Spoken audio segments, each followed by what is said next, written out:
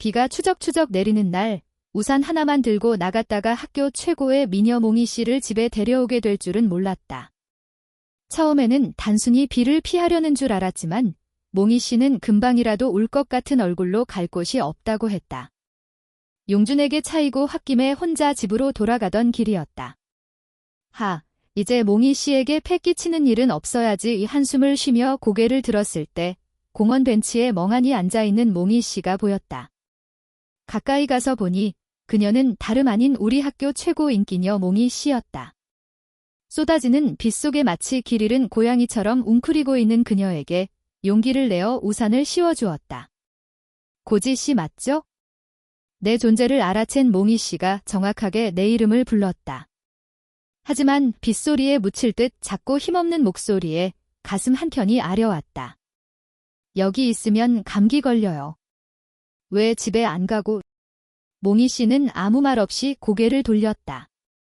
그제서야 그녀의 옷이 며칠은 갈아입지 않은 듯 몹시 더럽다는 것을 알아챘다. 한참을 묵묵히 있던 몽이 씨가 나지막이 읊조렸다.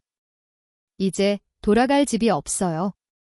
나는 미간을 찌푸렸다. 뭔가 불길한 예감이 스쳐 지나갔다. 덜덜 떨고 있는 몽이 씨의 몸을 보며 조심스럽게 입을 열었다.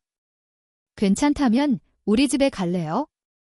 차가운 거절을 예상했지만 몽이 씨의 눈에는 눈물이 그렁그렁 맺혀 있었다. 정말로 괜찮을까요? 나는 망설이는 그녀에게 손을 내밀었다. 몽이 씨만 괜찮다면요. 3분 후 몽이 씨는 얼떨떨한 표정으로 우리 집 거실에 서 있었다. 그녀의 불편함이 느껴졌다. 일단 이거라도 입어요. 그리고 수건도 샤워부터 하는 게 좋을 것 같아요. 비에 너무 많이 젖었잖아요. 화장실은 복도 맨 끝에 있고 샴푸랑 바디워시는 아무거나 써도 돼요. 몽이 씨가 화장실로 들어가자 나는 곧장 부엌으로 향했다. 몽이 씨가 샤워를 마치고 나왔을 때 따뜻한 김이 모락모락 나는 죽 한 그릇을 식탁 위에 올려놓았다. 드세요. 나는 아무런 설명 없이 그저 담담하게 말했다. 몽이 씨가 뭐라 말하기도 전에 따뜻한 물 한 잔과 감기약 2알을 가져다 식탁에 놓았다. 모든 것을 마치고 나는 소파에서 멀찍이 떨어진 책상으로 향했다. 몽이 씨는 복잡한 심정으로 식탁에 앉았다. 처음에는 거부감이 들었겠지만 굶주린 배는 이미 이성을 마비시킨 듯 했다. 그녀는 마치 자신이 없는 사람처럼 공부에 열중하고 있는 나를 힐끗 쳐다보았다. 평범한 야채죽이었지만 몽이 씨는 한 입 뜨자마자 얼굴을 붉혔다. 10분 후 몽이 씨는 그릇을 깨끗하게 비웠다. 나는 그동안 품고 있었던 질문을 던졌다. 다른 사람에게는 절대 말하지 않을게요. 돌아갈 집이 없다는 게 무슨 뜻이에요? 한참 동안 흐느껴 울던 몽이 씨는 어렵게 입을 열었다. 일주일 전 교통사고로 부모님을 잃었다고 했다. 이제 그녀는 아무도 돌봐줄 사람이 없는 고아나 다름없었다. 친척들은 아무도 그녀를 맡으려 하지 않았고 조부모님들도 모두 돌아가신 후였다. 나는 그녀의 슬픈 이야기에 미간을 찌푸렸다. 이제야 모든 것이 이해가 됐다. 몽이 씨가 그 빗속에 혼자 멍하니 앉아 울고 있었던 이유를. 그녀가 감당하기에는 너무나 가혹한 현실이었다. 정정만이 감도는 방 안에는 몽이 씨의 흐느끼는 소리만이 희미하게 울려 퍼졌다. 나는 안절부절 못하며 어찌할 바를 몰랐다. 몽이 씨는 우리 반의 반장이었다. 공부도 잘할 뿐만 아니라 부침성도 좋고 밝고 쾌활한 성격으로 반의 분위기를 이끄는 존재였다. 그런 그녀가 지금 내 앞에서 엉엉 울고 있다니. 지금 내가 할 수 있는 일은 단 하나, 몽이 씨를 이대로 혼자 둘 수 없다는 것이었다. 지금 그녀는 너무나 불안정하고 게다가 밖에는 비가 억수같이 쏟아지고 있었다.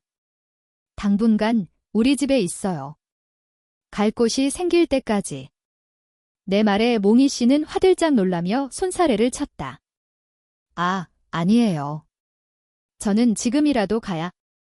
몽이 씨의 말이 끝나기도 전에 나는 단호한 눈빛으로 그녀를 쏘아보며 말했다. 여기 있든지 아니면 경찰에 신고해서 경찰에게 보호를 받든지. 어느 쪽을 택할 건가요? 몽희 씨는 울먹이는 목소리로 원망하는 듯 나를 바라보며 말했다. 용준 씨에게도 그런 식으로 말했나요? 나는 입을 쩍 벌린 채 멍하니 그녀를 바라봤다. 며칠 동안 아무 말도 할 수 없었다. 그녀의 표정은 마치 내가 차인 이유를 알겠다고 말하는 듯 했다. 나는 고개를 숙인 채 아무런 대꾸도 하지 못했다. 나의 처량한 모습에 몽희 씨는 갑자기 입을 가리고 웃음을 터뜨렸다. 하지만 그녀의 눈가에는 여전히 눈물이 맺혀 있었다. 나는 어색하게 입맛을 다셨다. 제발. 그냥 여기 있어주면 안 될까? 부탁이야. 진심을 담아 간절하게 말하며 최대한 부드러운 표정을 지으려 노력했다. 네, 그럴게요. 고마워요. 몽희 씨가 조용히 대답했다. 그런데 왜 저를 도와주는 거예요? 특별한 이유라도 있나요? 글쎄요. 굳이 이유를 대자면 반 분위기가 더 나빠지는 건 원치 않으니까요. 몽희 씨는 놀란 눈으로 깜빡였다. 하지만 고지 씨가 반에서 평판이 나쁘다는 얘기는 들어본 적이 없는데요. 고지 씨에 대한 소식은 용준 씨에게 고백했다가 차였다는 것뿐인데 저에게는 그게 평판이 나쁜 거나 마찬가지예요. 그렇게 말하면 용준 씨가 기분 나빠하지 않을까요? 상관없어요. 이제 저와는 아무런 관계도 없는 사람이니까. 나는 어깨를 으쓱하며 태연하게 대답했다. 몽희 씨는 어리둥절한 표정으로 물었다. 혹시 더 이상 용준 씨를 좋아하지 않는 건가요? 네, 이 답이 없는 일에 매달릴 필요는 없으니까요. 아, 그렇군요. 잘 됐네요. 몽희 씨는 짧게 대답했다. 우리 집에 머물기로 결정한 몽희 씨는 젖은 옷을 말렸다. 그리고는 어색하게 소파에 앉아 아무것도 하지 못한 채 어쩔 줄 몰라 했다. 내가 여전히 공부하고 있는 것을 눈치챘지만 나는 금세 머리를 극적이기 시작했다. 몽희 씨는 조용히 내 옆으로 다가왔다. 내가 어려운 문제와 씨름하고 있는 것을 보자 손을 들어 자세히 설명해 주었다. 나는 몽희 씨의 설명을 주의 깊게 들으며 고개를 끄덕였다. 고개를 들어 시계를 확인하니 새벽 2시 30분이었다. 나는 책상을 정리하고 옆에 있는 몽희 씨를 바라보며 말했다. 이제 침실에 들어가서 자요. 저는 소파에서 잘게요. 내 EQ가 그리 높지는 않지만 적어도 여자를 소파에서 재우는 짓은 하면 안 된다는 것 정도는 알고 있었다. 하지만 몽희 씨는 계속해서 고개를 저으며 거절했다. 그녀는 이미 나에게 너무 많은 신세를 지고 있었다. 두 사람은 거실에서 침실까지 서로 양보하며 실랑이를 벌였다. 침실 불을 켜자 몽희 씨는 깨끗하게 정리된 침실을 보고 놀랐다. 혼자 사는 남자의 방이라고는 믿기지 않을 정도로 깔끔했다. 게다가 침대도 넉넉해서 두 사람이 자도 충분히 남을 공간이었다. 내가 너무나 단호하게 나오자 몽희 씨도 더 이상 고집을 부리지 못하고 마지못해 내 제안을 받아들였다. 침대 한가운데에 이불을 놓고 각자 한쪽 편에서 자기로 한 것이다. 몽희 씨는 얼굴을 붉히며 어쩔 줄 몰라 했다. 자신이 왜 이런 제안을 받아들였는지 이해할 수 없었다. 게다가 같은 반 남자애와 한 침대에서 자다니. 몽희 씨는 침대 왼쪽에 앉아 두 손으로 무릎을 감싸 안았다. 불안한 마음이 가시질 않았다. 이제야 그녀는 자신이 여자이고 나는 남자라는 것을 깨달았다. 이렇게 쉽게 안심하고 잠들어도 되는 걸까? 만약 내가 무슨 짓이라도 한다면?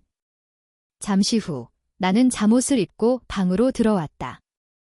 얇은 잠옷 아래로 보이는 탄탄한 근육에 몽희 씨는 슬쩍 눈길을 줬다가 황급히 시선을 돌렸다. 귓불이 살짝 붉어졌다. 불을 끄고 두 사람은 서로 등을 돌린 채 이불 하나를 사이에 두고 누웠다. 몽희 씨는 눈을 감았지만 곧 다시 떴다. 도저히 잠이 오지 않았다. 그녀의 모든 신경은 내게 쏠려 있었다. 30분이라는 긴 시간이 흐른 후에야 규칙적인 숨소리가 들려왔다. 내가 잠들었다는 것을 확인한 몽희 씨는 그제서야 겨우 긴장을 풀고 잠이 들었다. 심지어 꿈까지 꿨다. 꿈속에서 부모님이 점점 멀어져 가는 것을 본 몽희 씨는 화들짝 놀라 깨어났다. 아침이 밝아 있었다. 그리고 곧 부엌에서 맛있는 냄새가 풍겨오는 것을 맡고 잠자고 있던 위장을 깨웠다. 몽희 씨는 침실에서 나와 부엌 쪽을 바라봤다. 내가 앞치마를 두르고 요리하고 있는 모습이 보였다. 마침 나도 뒤돌아 몽희 씨와 눈이 마주쳤다. 좋은 아침. 몽희 씨가 수줍게 인사했다. 응. 나는 짧게 대답했다. 몽희 씨는 식탁 위에 놓인 도시락통을 바라봤다. 안에는 밥과 반찬이 들어 있었다. 방금 막 만든 거예요? 이제야 몽희 씨는 내가 항상 도시락을 싸가지고 다닌다는 것을 기억해냈다. 혹시 점심 도시락 싸는 거예요? 학교 급식도 괜찮은데. 소수민족이라 음식에 금기 사항이 좀 있어요. 나는 간결하게 대답했다. 아, 어쩐지.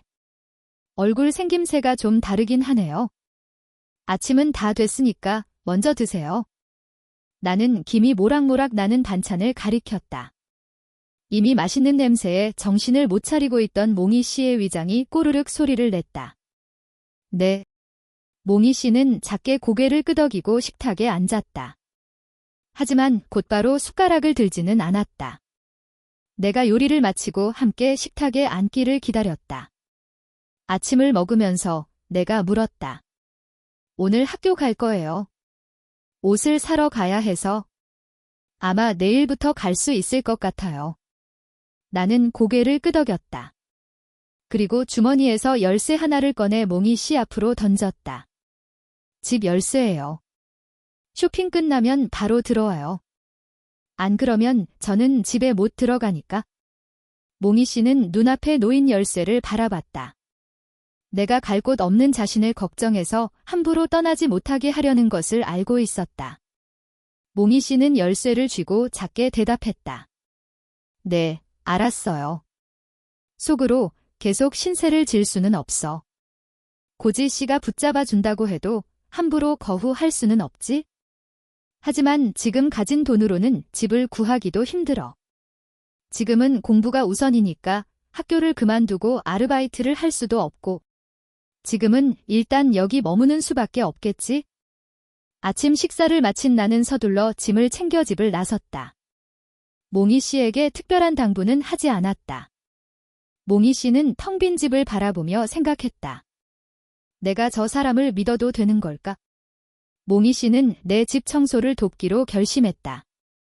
어쨌든 신세를 지고 있는 상황이니 뭐라도 해야 했다. 청소를 마치면 옷을 사러 갈 생각이었다. 하지만 청소를 하던 그녀는 책상 근처에서 멈칫했다. 책장 한쪽 구석에 종이 상자가 하나 놓여 있었다. 상자 안에는 편지처럼 보이는 종이들과 작은 상자들이 들어 있었다. 몽희 씨는 상자 옆에 앉아 종이 한 장을 꺼내 훑어봤다. 편지 내용을 확인한 그녀의 눈에 놀라움이 스쳐 지나갔다. 그 편지는 용준에게 쓴 나의 연애 편지들이었다. 어둑한 침실, 이불을 꽁꽁 싸맨 몽희 씨와 담요 한 장을 사이에 둔 채 침대에 누웠다. 누구 침대에서 잘지, 소파에서 잘지 정하지도 못한 채 벌써 같은 반 남자애와 한 침대에서 자는 게 두 번째였다. 다른 반 친구들이 알면 뭐라고 해명해야 할까? 하지만 지금은 오해받는 것 따위 신경 쓸 겨를이 없었다. 집안에 큰일이 생겨 죽고 싶을 만큼 괴로웠고 상복을 입고 길거리를 헤매며 울고 다녔다. 사람들의 시선이나 수군거림 따위는 안중에도 없었다. 고지 씨가 아니었다면 지금쯤 어디에서 뭘 하고 있을지 상상조차 되지 않았다. 어쩌면 그는 나를 구원해준 것일지도 모른다. 고지 씨. 몽희 씨가 나를 부르는 소리에 나지막이 대답했다. 네. 몽희 씨의 목소리는 여전히 작고 힘이 없었다. 어제보다는 훨씬 편안해 보였다. 다음 날 아침, 몽희 씨가 침실에서 나오자 나는 아침 식사를 준비해 놓았다. 식탁에는 도시락 2개가 놓여 있었다. 나는 작은 도시락통을 몽희 씨 쪽으로 밀어주었다.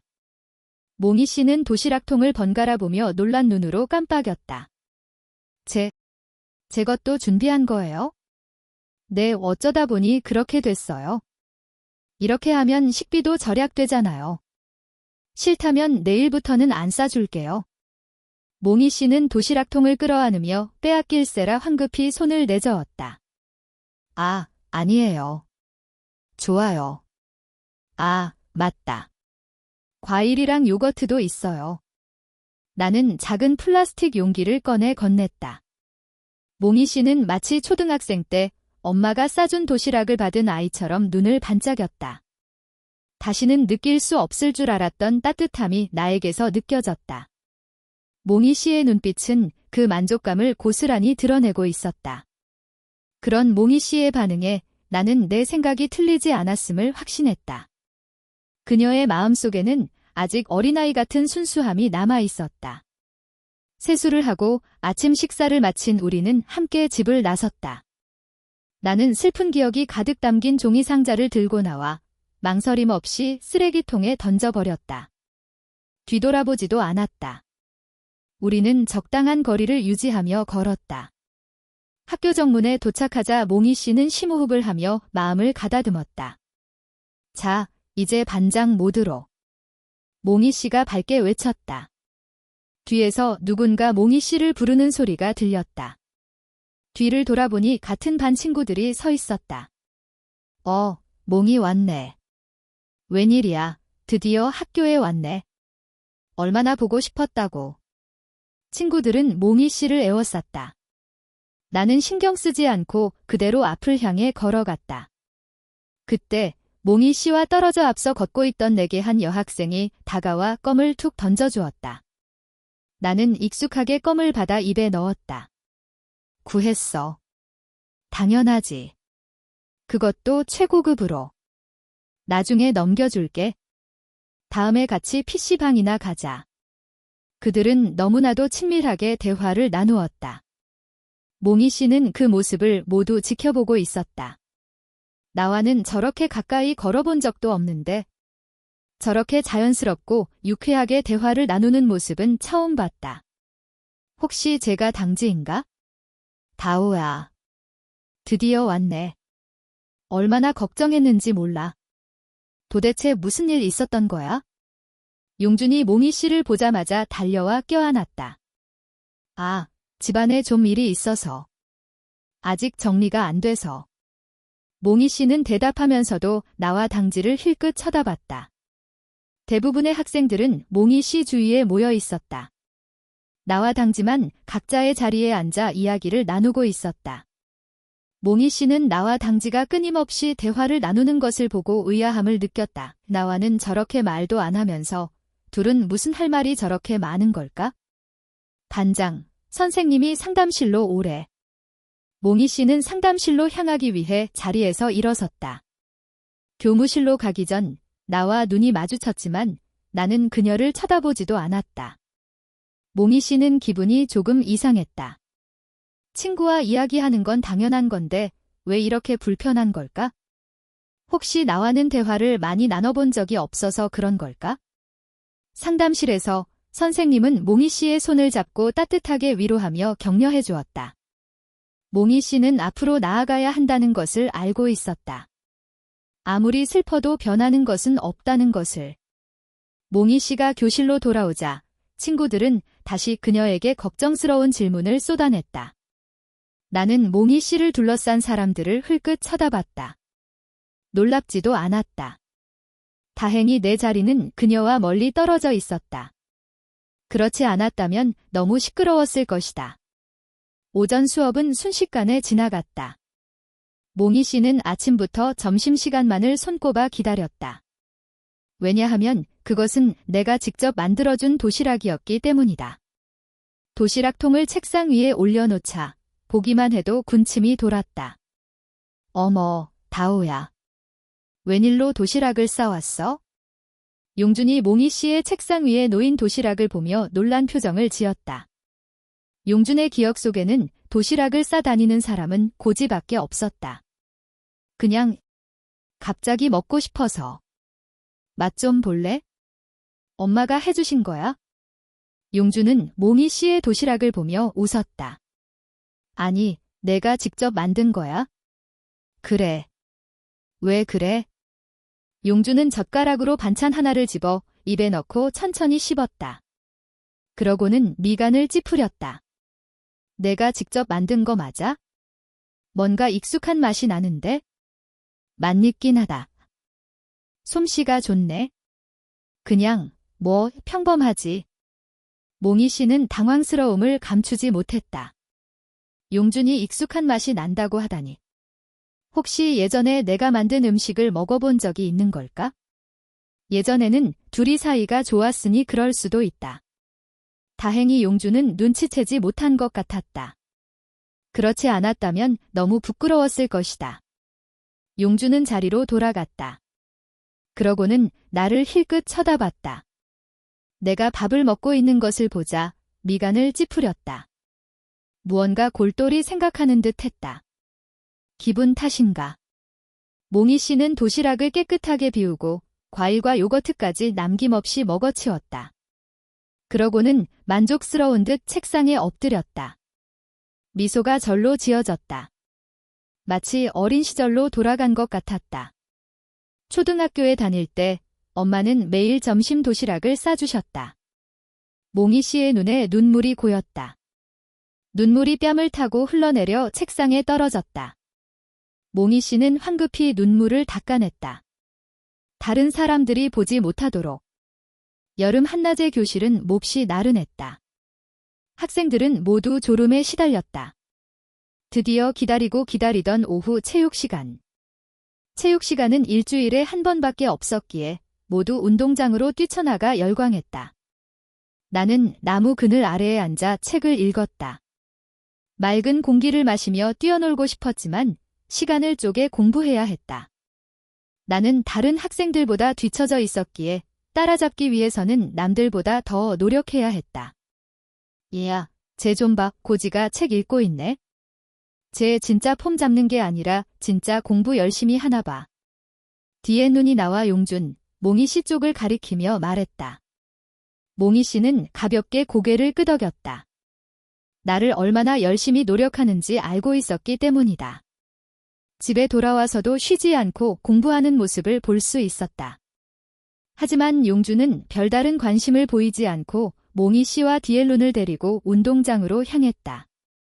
야, 우리는 남자애들 농구하는 거나 보러 가자. 억지로 끌려가는 몽희 씨의 표정은 좋지 않았다. 남자애들 농구하는 것보다 차라리 나와 같이 공부하는 게 더 좋았지만 그렇게 하면 너무 티가 날까 봐 걱정되었다. 괜히 다른 사람들의 입에 오르내리기 싫었다. 무엇보다 나에게 피해가 갈까 봐 걱정되었다. 농구장은 열기로 가득했다. 반면 내가 있는 곳은 평화로웠다. 책장을 넘기려는 찰나 농구공이 갑자기 내 품에 날아들었다. 나는 미간을 찌푸리며 고개를 들었다. 내 앞에 서 있는 사람은 당지였다. 그녀는 헐렁한 티셔츠에 반바지를 입고 있었다. 하얗고 긴 다리가 훤히 드러나 있었다. 나는 의아한 표정으로 공을 돌려주었다. 무슨 일이야? 같이 잠깐 놀자. 실력 얼마나 녹슬었는지 보게. 당지는 공을 튕기며 웃었다. 남자애들이랑 놀아. 걔네들 실력이 더 좋잖아. 오빠랑 하는 게 더 재밌어. 아니면 혹시 쫄았어. 내 승부욕을 자극하는 당지의 말에 나는 갑자기 책을 덮고 일어섰다. 어릴 때처럼 졌다고 울면서 집에 가지나 마라. 두고 봐, 꼭 이겨줄 테니까. 나와 당지는 다른 농구장으로 향했다. 그곳에서 농구를 하고 있던 남자애들은 갑자기 눈을 크게 뜨며 우리를 쳐다봤다. 얘야, 쟤 누구냐? 다리 예쁘네. 어디? 남자애들은 미친 듯이 주위를 두리번거렸다. 그러다 멀리서 걸어오는 당지를 발견하고는 눈이 휘둥그레졌다. 세상에, 당지잖아. 설마 고지랑 아는 사이였어? 맙서사. 남자애들은 무언가를 깨달은 듯 고개를 끄덕였다. 아, 이제 알겠다. 여자애들은 갑자기 남자애들이 하던 행동을 멈추고 한 곳을 바라보자 영문을 몰라 했다. 하지만 이내 그 시선을 따라가고는 남자애들 못지않게 놀란 표정을 지었다. 몽희 씨는 나와 당지가 함께 있는 모습을 보고 심장이 덜컥 내려앉는 기분이었다. 예상 밖의 상황이었지만 한편으로는 당연하다는 생각도 들었다. 그녀는 나와 전혀 어울리지 않는다고 생각했다. 용주는 미간을 찌푸렸다. 왠지 모르게 기분이 좋지 않았다.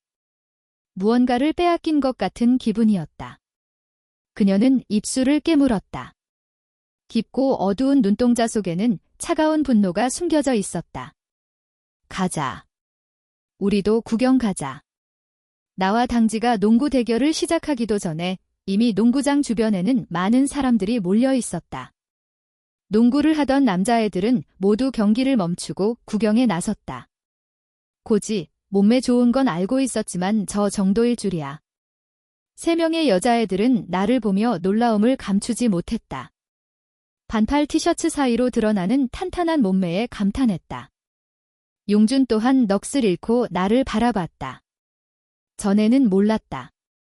내 몸이 저렇게 좋을 줄은? 몽희 씨는 많은 여자애들이 나를 쳐다보며 노골적으로 호감을 드러내는 것을 발견했다. 그녀는 묘한 감정을 느꼈다. 불안감이라고 해야 할까? 경기 안 해? 많은 사람들의 시선이 쏟아지는 탓에 나는 조금 불편했다. 나는 당지를 바라보며 물었다. 사람들 시선 신경 쓰기 시작한 게 언제부터야? 당지는 비꼬듯 말했다. 경기는 치열하게 진행되었다. 공격과 수비 모두 뛰어난 실력에 모두가 감탄했다.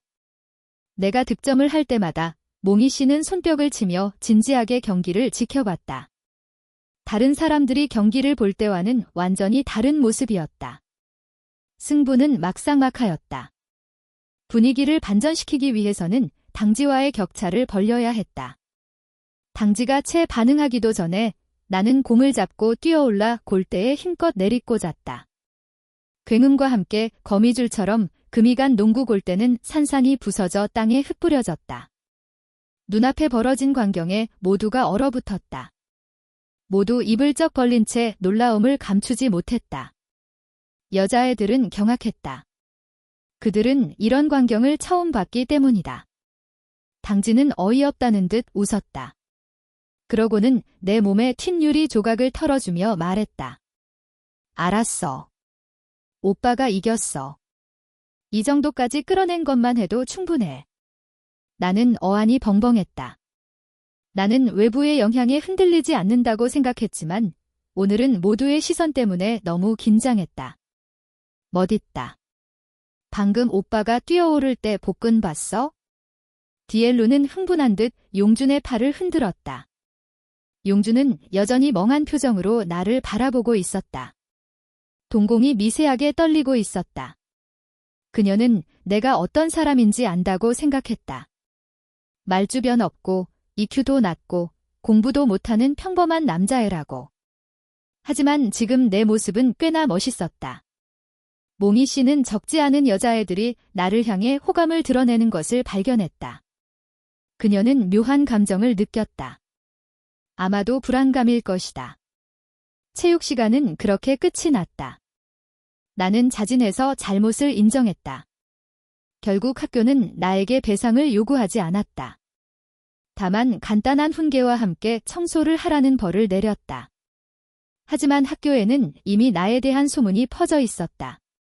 남자애들은 모두 질투했지만 나는 이것이 좋은 일이라고 생각하지 않았다.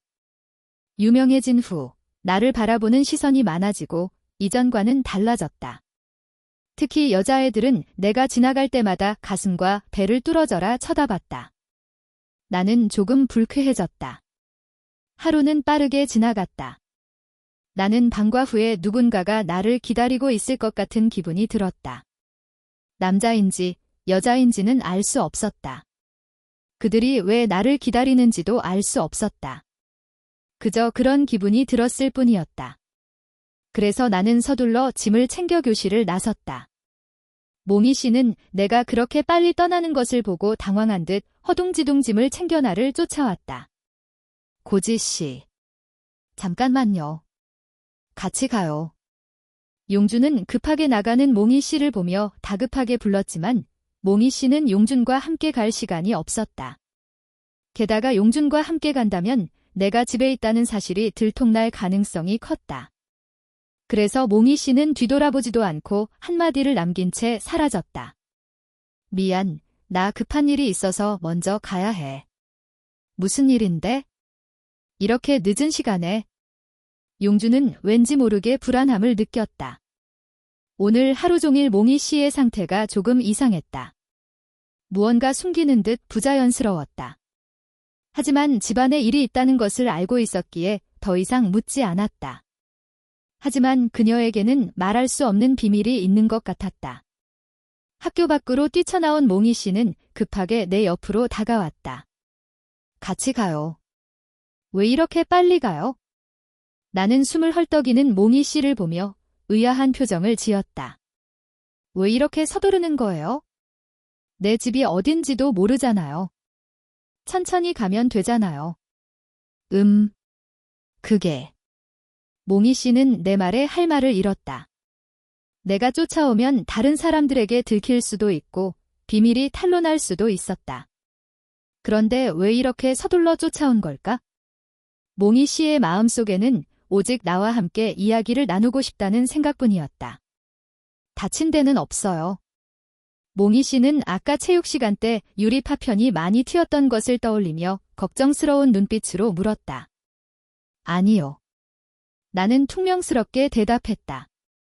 아, 다행이다. 그리고 오늘 도시락 맛있게 잘 먹었어요. 네. 나는 툭툭 내뱉었다. 몽희 씨는 조금 울적해졌다. 왜 당지와는 그렇게 자연스럽게 대화를 나누면서 나에게는 이렇게 퉁명스러운 걸까? 당지에게는 할 말이 그렇게 많으면서 왜 나에게는 없을까? 저기, 고지 씨, 하나만 물어봐도 돼요? 기분 나쁘게 생각하지 마세요. 혹시 당지 씨를 좋아해요? 그러니까 이성으로서 말이에요. 고지 씨가 당지 씨와는 엄청 자연스럽게 대화하고 할 말도 많고 친해 보이는데 저에게는 조금... 몽희 씨는 쑥스러운 듯 말을 흐렸다. 질투심 때문에 이런 말을 하게 된 것 같았다. 아니요. 나는 단호하게 대답했다. 망설임 따위는 없었다. 너무나 단호한 탓에 몽희 씨는 믿기지 않을 정도였다. 정말요? 조금도 그런 생각 없어요? 하지만 당지 씨는 뭐 하나 빠지는 게 없잖아요. 공부도 잘하고 예쁘고 착하고 용준 씨에게도 뒤지지 않는데 나는 고개를 저으며 부인했다. 말도 안 돼요? 큰아버지한테 맞아 죽을 일 있어요? 왜요? 사촌 동생이랑 사귀면 안 되잖아요. 몽희 씨는 발걸음을 멈추고 깜짝 놀란 표정을 지었다. 사촌 동생이라고요? 네, 당지 엄마가 우리 엄마의 사촌 동생이에요. 어릴 때부터 같이 자랐어요. 1학년 때 전학 왔잖아요. 잊었어요. 그때는 반이 달라서 몰랐을 텐데. 엄마가 성격 때문에 친구를 못 사귈까 봐 걱정돼서 저랑 같은 반에 넣어달라고 부탁드렸거든요. 내 말에 몽희 씨는 모든 것이 이해가 되었다. 나와 당지가 그렇게 친해 보였던 이유. 어쩌면 둘 다 어느 정도 자제하고 있었을지도 모른다. 생각해보니 둘 다 흠잡을 데 없는 조건인데도 연애를 안 하는 이유가 있었네요. 서로를 이성으로 보지 않거나 아니면 가족 관계 때문이겠죠. 몽희 씨는 안도의 한숨을 쉬었다. 말투도 한결 편안해졌다. 이제 오늘의 오해가 풀렸나요? 괜히 많은 사람들 앞에서 사촌 동생을 좋아한다고 떠들면 안 되잖아요. 화 안 내서 다행이에요. 고지 씨 화내면 엄청 무서울 것 같았거든요. 그럴 가치도 없어요? 진짜 화났으면 뺨을 때렸을 거예요.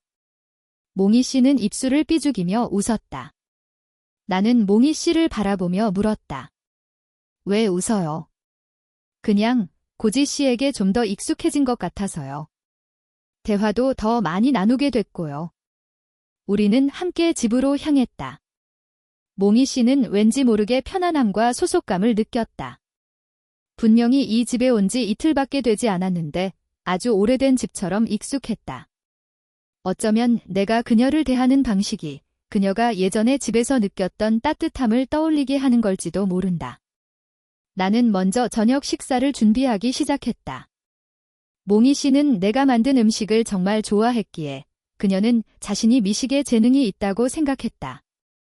내가 요리하는 동안 몽희 씨는 청소를 도왔다. 집안은 이미 충분히 깨끗했지만 몽희 씨는 계속해서 할 일을 찾았다.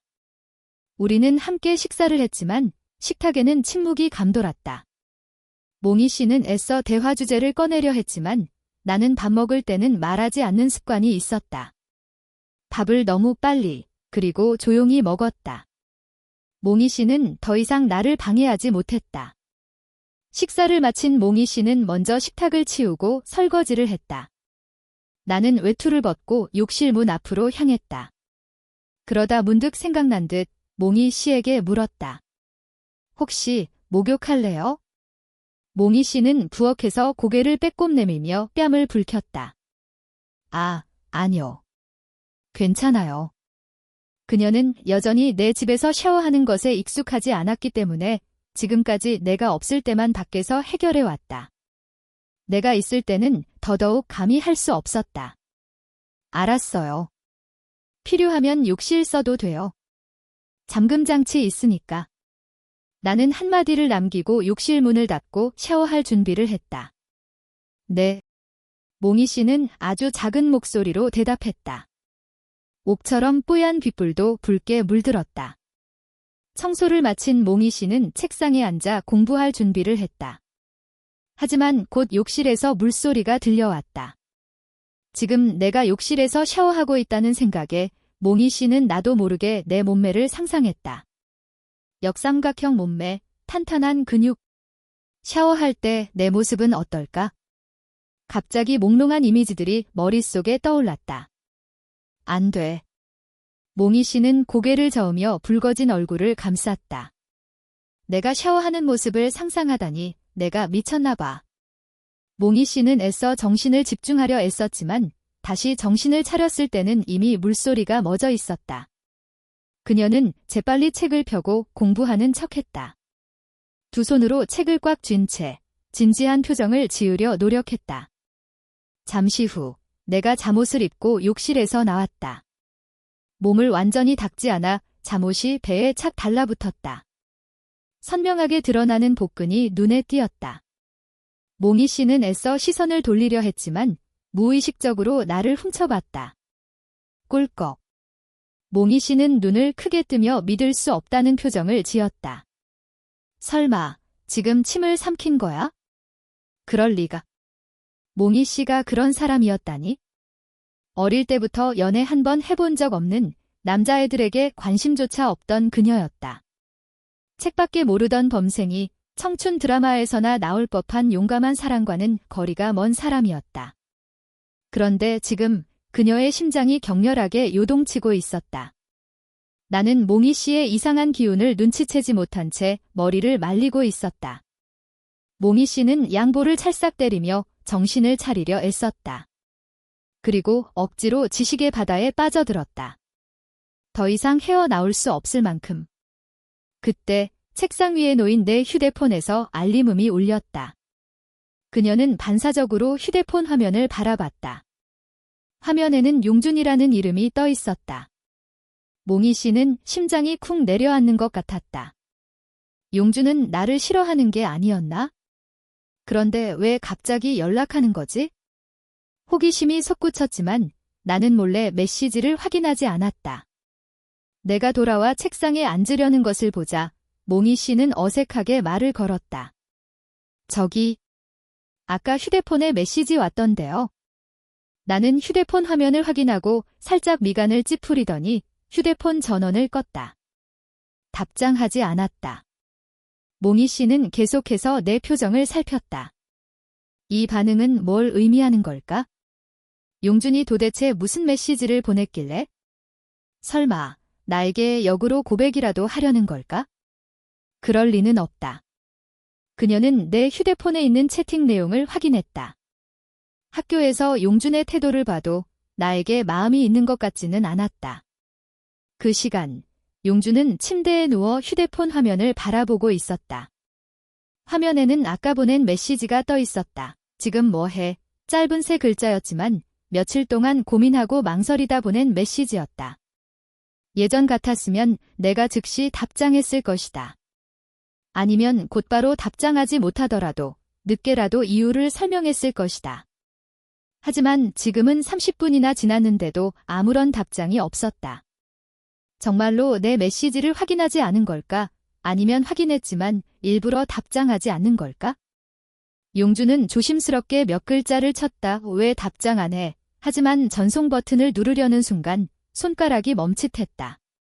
며칠 동안 고민하고 망설이다 보낸 메시지였다. 혹시 내가 또 질척거리는 걸로 생각할까 봐에 그녀는 망설이다 메시지를 지우고 휴대폰 전원을 끈 채 침대에 누워 두 손으로 눈을 가렸다. 그냥 예전처럼 지내는 게 얼마나 좋았을까? 왜 자꾸 변하려고 하는 거야? 자정이 넘은 시간, 우리는 침실로 향해 잠자리에 들었다. 몽희 씨는 한 번, 두 번 겪으니 세 번째는 걱정할 것도 없었다. 이미 익숙해졌다. 어차피 고지 씨가 나쁜 마음을 먹었으면 며칠 전에 이미 무슨 일이 일어났을 것이다. 게다가 그가 어떤 사람인지도 알고 있었다. 불을 끄자 몽희 씨는 어둠 속에서 천장을 바라봤다. 머릿속에서는 하루 종일 있었던 일들이 떠올랐다. 반 친구들에게는 내가 가장 큰 화제거리였을 것이다. 심지어 나를 바라보는 시선까지 달라졌을지도 모른다. 하지만 나를 가장 충격에 빠뜨린 것은 나와 당지가 사촌 관계라는 사실을 알게 된 것이었다. 생각해보니 당지는 1학년 때 전학 온 뒤로 쭉 내 옆자리에 앉아 있었다. 나의 인상과 마찬가지로 당지 또한 과묵하고 다른 사람들과 잘 어울리지 못하는 사람이었다. 그녀는 단 한 번도 당지가 다른 사람들과 어울리는 것을 본 적이 없었다. 가끔 혼자 앉아 뭘 하는지 모를 때도 있었다. 당지에게는 친구가 없는 걸까? 저기, 당지 씨에게는 친구가 없는 거예요? 몽희 씨가 작게 속삭였다. 너무 작은 소리였지만 고요한 침실에서는 또렷하게 들렸다. 네. 나는 짧게 대답했다. 제가 먼저 말을 걸면 저를 신경 써줄까요? 신경은 쓰겠지만 저는 굳이 당지와 친구가 되려고 하지 마세요. 몽희 씨는 정말로 놀란 표정을 지었다. 잘못 들은 건가? 나는 잠시 침묵하다 입을 열었다. 당지와 친해지면 몽희 씨가 주눅들까 봐 걱정돼요. 그게 무슨 뜻이에요? 별 뜻 없어요. 그냥 당지랑은 엮이지 않는 게 좋을 거예요. 그 애는 친구 같은 거 필요 없으니까.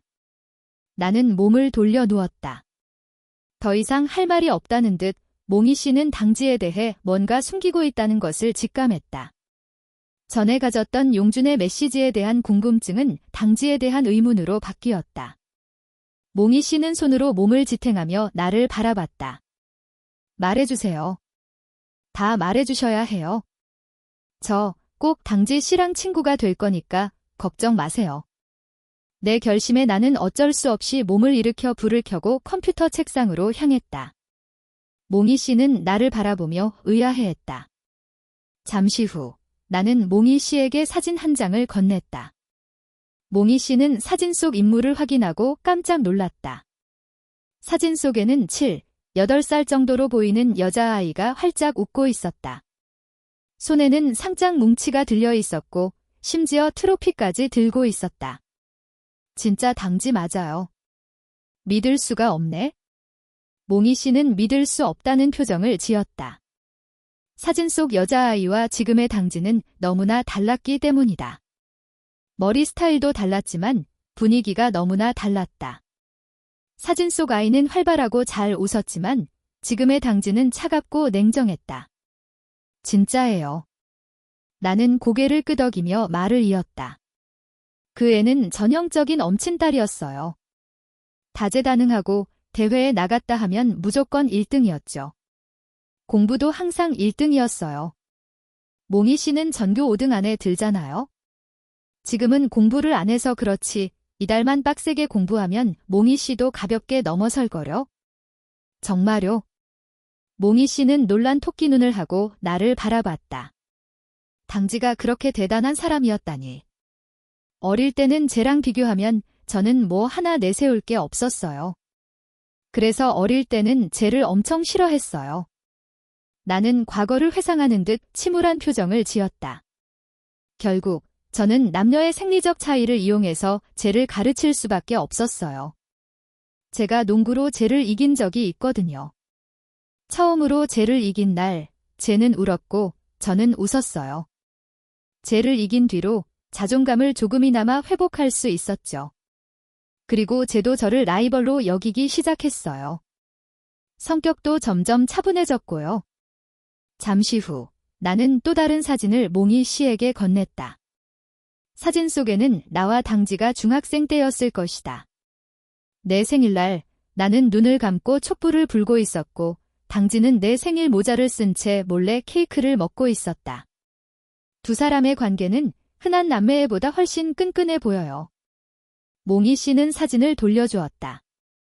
하지만 눈에는 질투심이 어렸다. 그녀는 어릴 때부터 저런 친구나 가족이 없었기 때문이다. 나는 우리 두 사람에게는 서로가 전부였기 때문에 친구가 없었던 것일지도 모른다는 생각을 했다. 우리는 한 번도 싸운 적이 없었으니까.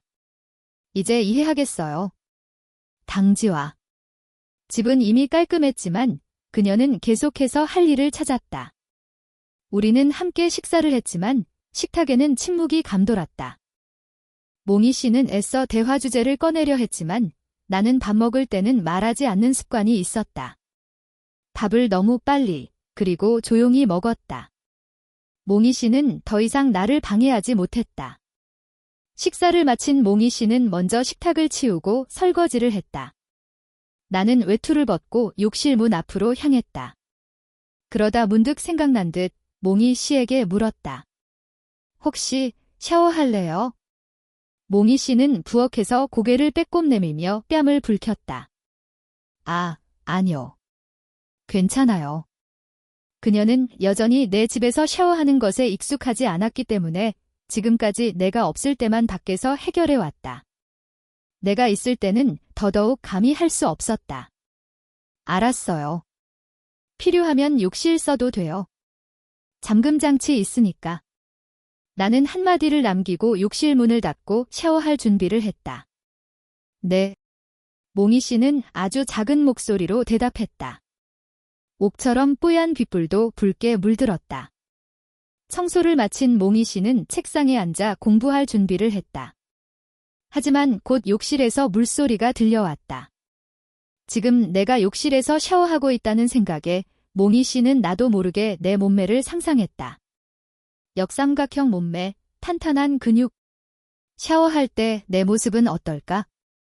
갑자기 몽롱한 이미지들이 머릿속에 떠올랐다. 안 돼. 몽희 씨는 고개를 저으며 붉어진 얼굴을 감쌌다. 내가 샤워하는 모습을 상상하다니 내가 미쳤나 봐. 몽희 씨는 애써 정신을 집중하려 애썼지만 다시 정신을 차렸을 때는 이미 물소리가 멎어 있었다. 그녀는 재빨리 책을 펴고 공부하는 척했다. 두 손으로 책을 꽉 쥔 채 진지한 표정을 지으려 노력했다. 잠시 후 내가 잠옷을 입고 욕실에서 나왔다. 몸을 완전히 닦지 않아 잠옷이 배에 착 달라붙었다. 선명하게 드러나는 복근이 눈에 띄었다. 몽희 씨는 애써 시선을 돌리려 했지만 무의식적으로 나를 훔쳐봤다. 꿀꺽. 몽희 씨는 눈을 크게 뜨며 믿을 수 없다는 표정을 지었다. 설마 지금 침을 삼킨 거야? 그럴 리가. 몽희 씨가 그런 사람이었다니? 어릴 때부터 연애 한 번 해본 적 없는 남자애들에게 관심조차 없던 그녀였다. 책밖에 모르던 범생이 청춘 드라마에서나 나올 법한 용감한 사랑과는 거리가 먼 사람이었다. 그런데 지금 그녀의 심장이 격렬하게 요동치고 있었다. 나는 몽희 씨의 이상한 기운을 눈치채지 못한 채 머리를 말리고 있었다. 몽희 씨는 양볼을 찰싹 때리며 정신을 차리려 애썼다. 그리고 억지로 지식의 바다에 빠져들었다. 더 이상 헤어나올 수 없을 만큼. 그때 책상 위에 놓인 내 휴대폰에서 알림음이 울렸다.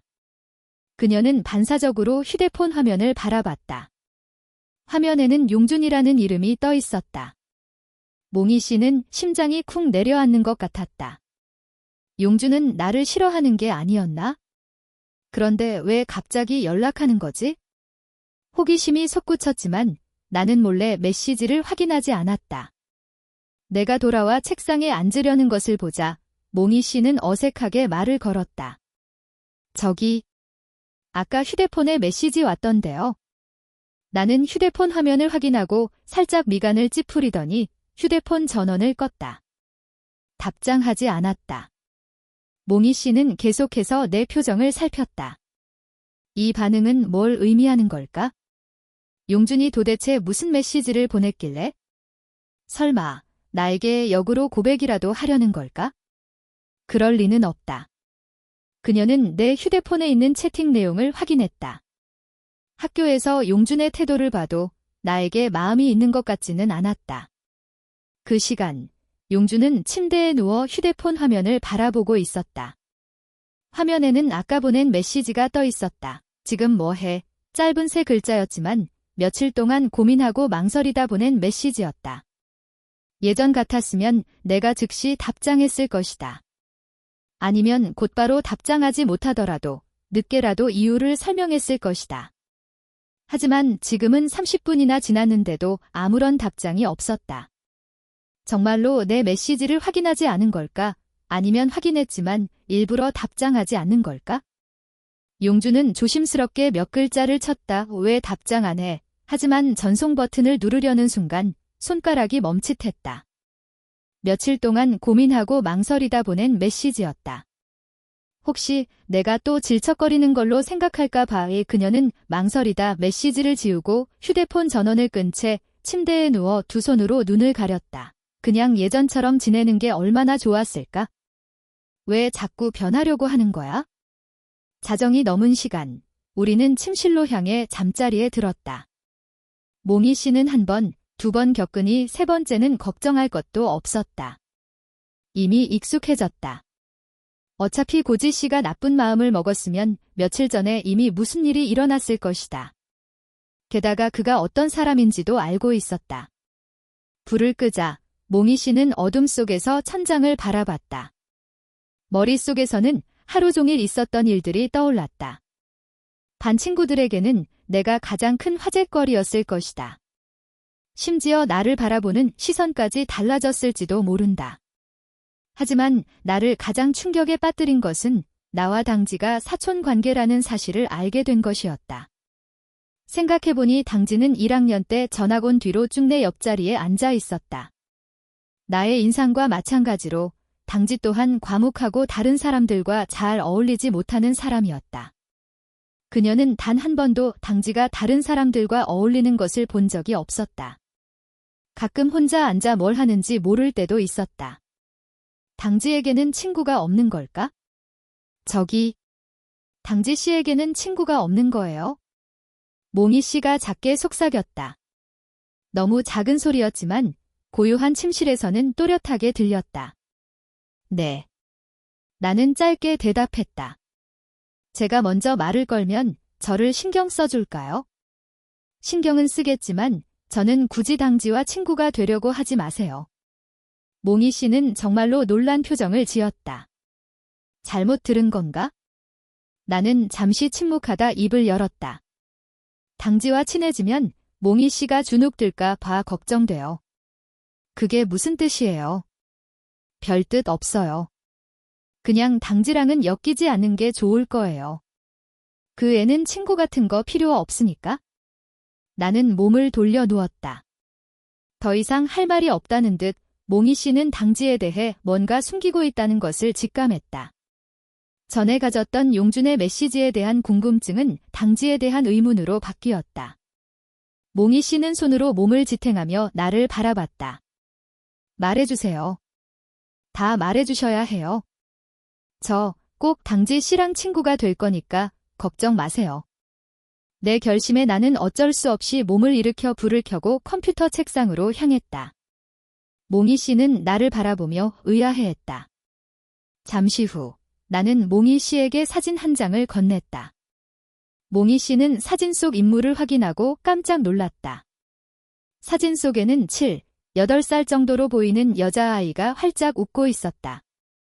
손에는 상장 뭉치가 들려 있었고 심지어 트로피까지 들고 있었다. 진짜 당지 맞아요. 믿을 수가 없네. 몽희 씨는 믿을 수 없다는 표정을 지었다. 사진 속 여자아이와 지금의 당지는 너무나 달랐기 때문이다. 머리 스타일도 달랐지만 분위기가 너무나 달랐다. 사진 속 아이는 활발하고 잘 웃었지만 지금의 당지는 차갑고 냉정했다. 진짜예요. 나는 고개를 끄덕이며 말을 이었다.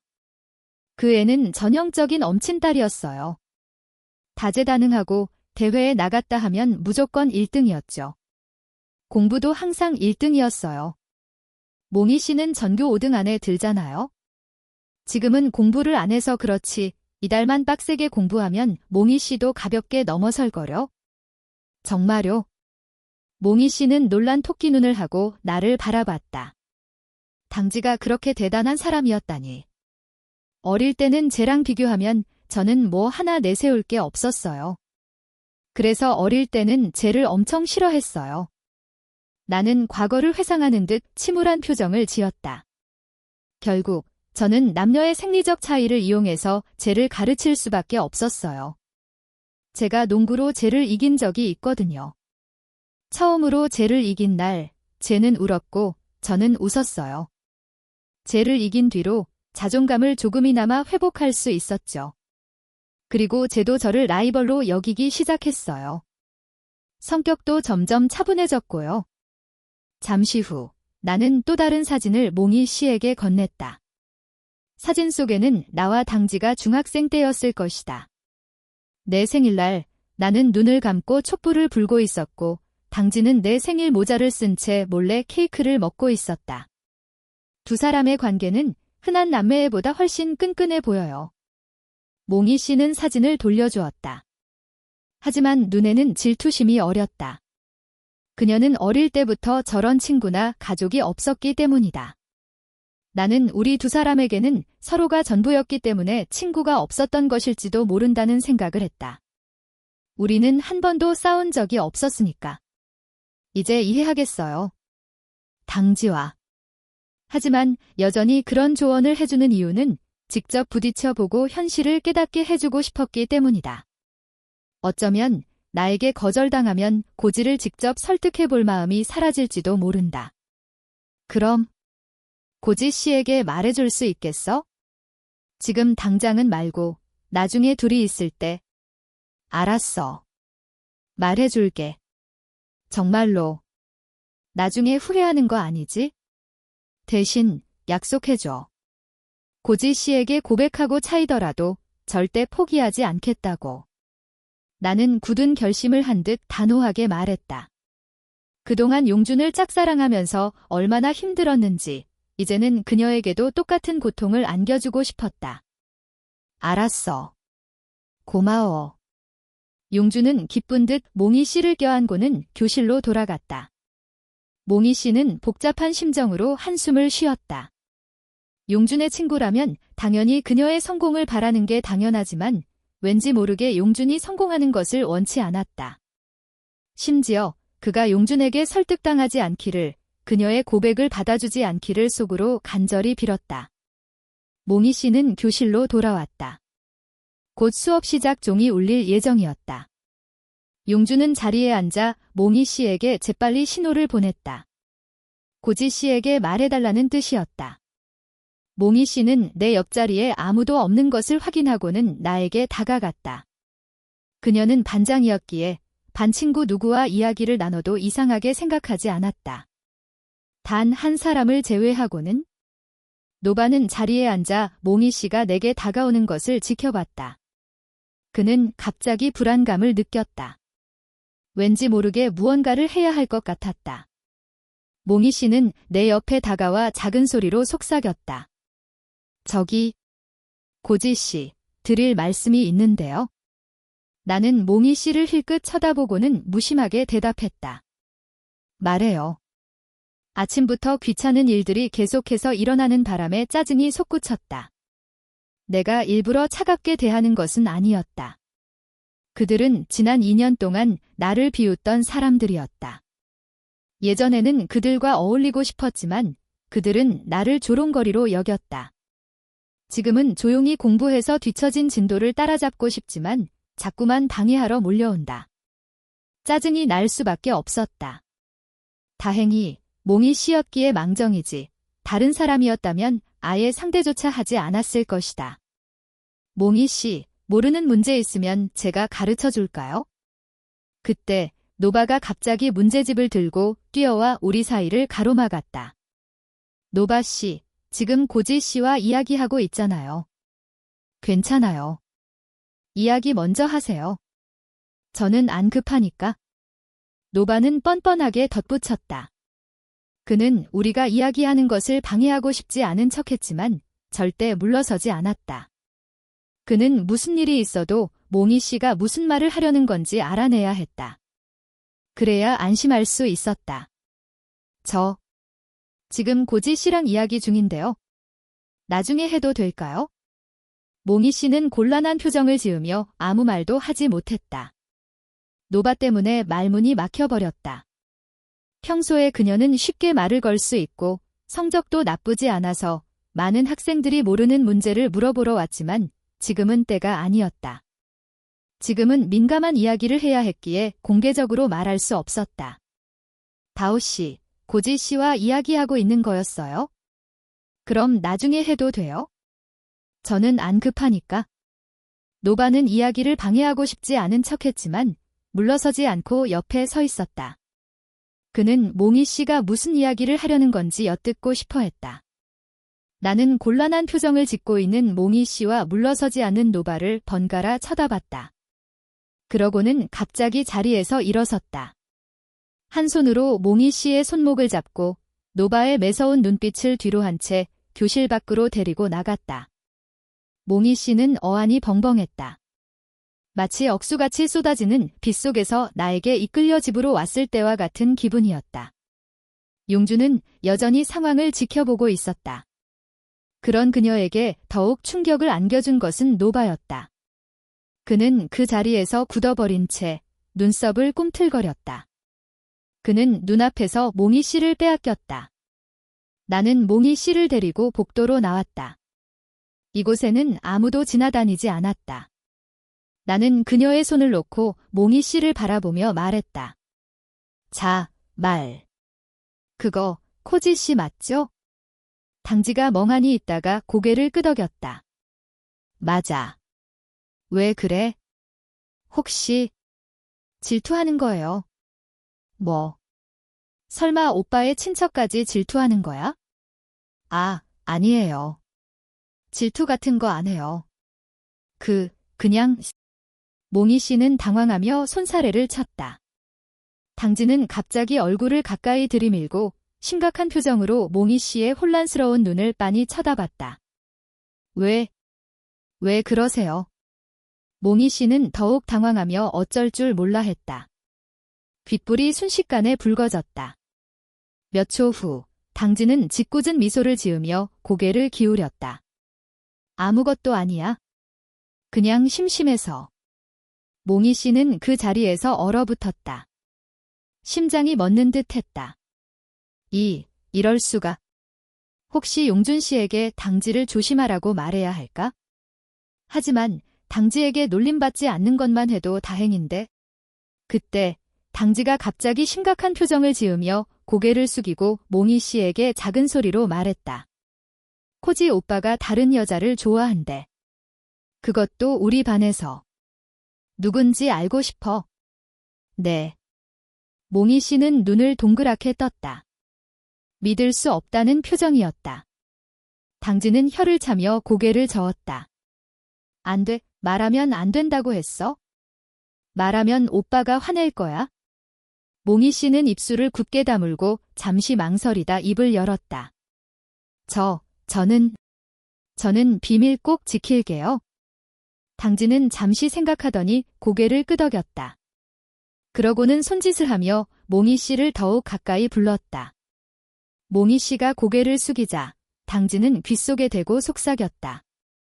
내가 오빠를 좋아하는 것 같다는 생각이 들었어. 몽희 씨는 책상에 엎드려 풀이 죽어 있었다. 두 손은 붉게 물들어 있었고 다리는 끊임없이 바닥을 긁고 있었다. 당진은 눈물을 글썽이며 웃다가 몽희 씨의 어깨를 토닥이며 말했다. 미안. 놀리려고 한 건 아니었어. 정말 내가 너무 귀여워서 참을 수가 없었어. 흥. 몽희 씨는 당지의 사과를 거부하는 듯 어깨를 움츠렸다. 그녀는 지금 자신이 너무 한심했다. 당지에게 놀림받아 얼굴이 화끈거리고 땅속으로라도 숨고 싶었다. 당지는 자신이 너무 심했다는 것을 깨닫고 부드럽게 위로했다. 화내지 마. 실은 나도 코지 오빠가 너에게 마음이 있다고 생각해. 그렇지 않았다면 너를 집에 데려오지도 않았을 거야. 내가 만약 코지 오빠에게 누가 제일 잘 어울리냐고 물으면 당연히 너를 선택할 거야. 몽희 씨는 천천히 고개를 들고 당지를 힐끗 쳐다봤다. 또 놀리려는 건가? 이번에는 진심이야. 맹세할게. 당지의 진지한 표정을 보자 몽희 씨는 그녀의 말을 믿기로 했다. 그래요. 몽희 씨는 몸을 똑바로 세웠다. 그녀는 잠시 생각하더니 자신이 속았다는 것을 깨달았다. 여기 앉은 지 5분도 안 됐는데 마치 영혼까지 탈탈 털린 기분이었다. 왜 나는 코지 씨에게 마음이 있다는 것을 인정하고 당지의 응원에 기뻐했던 걸까? 그렇게 하는 것이 나를 더욱 한심하게 만들 뿐인데. 언제부터 코지 오빠에게 마음이 있었던 거야? 당지의 질문에 몽희 씨는 화들짝 놀라며 머릿속이 하얘졌다. 그래. 나는 언제부터 그에게 마음이 있었던 걸까? 어젯밤 그가 나에게 그런 말을 해줬을 때? 아니면 나에게 따뜻한 밥을 차려줬을 때, 어린아이처럼 대해줬을 때? 아니면 그보다 훨씬 이전. 나를 집에 데려오고 밥을 해주고 억지로라도 뜨거운 물과 약을 먹였을 때? 고민 끝에 몽희 씨는 모든 것이 그날부터 시작되었다는 것을 깨달았다. 그의 배려에 감동받아 그에게 점점 마음을 빼앗겼던 것이다. 시간이 지날수록 그에 대한 감정은 더욱 커져갔다. 그리고 지금 그녀는 그를 좋아한다고 인정할 수밖에 없었다. 내가 용준 씨가 아닌 고지 씨를 좋아하게 될 줄이야. 아마도 코지 씨 집에 처음 간 날부터였던 것 같아요. 몽희 씨는 솔직하게 털어놓았다. 이제 와서 숨길 필요는 없었다. 그래. 그럼 지금은 후회하지 않아? 당지가 묻자 몽희 씨는 당황했다. 무슨 뜻이에요? 당지는 빈 좌석을 가리키며 말했다. 내가 여기 온 이유를 알고 있어? 내가 오자마자 용준은 나갔고 고지도 따라 나갔지? 며칠 동안 용준이 몰래 코지를 훔쳐보던 것을 알고 있어? 아마 내가 나에게 코지를 뺏길까 봐 불안해서 나에게 코지를 뺏어달라고 부탁하러 온 거겠지? 네. 몽희 씨는 입을 굳게 다물고 더 이상 아무 말도 하지 못했다. 당지의 말대로 그녀는 질투심에 눈이 멀어 친구에게 씻을 수 없는 상처를 주려 했다. 어차피 곧 헤어질 사이니까 괜찮다고 생각했던 걸까? 당지는 몽희 씨의 머리를 쓰다듬으며 말했다. 착하네. 친구를 위해서 그런 일도 하다니. 하지만 나는 연애 같은 거